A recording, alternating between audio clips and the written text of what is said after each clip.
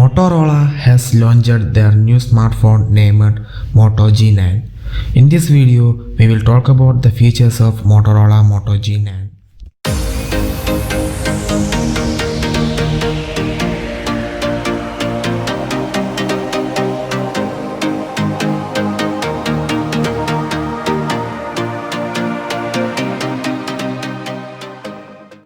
The Motorola Moto G9 comes with a Snapdragon 662 processor and a large 5000 mAh battery with a 20-watt turbo power charger.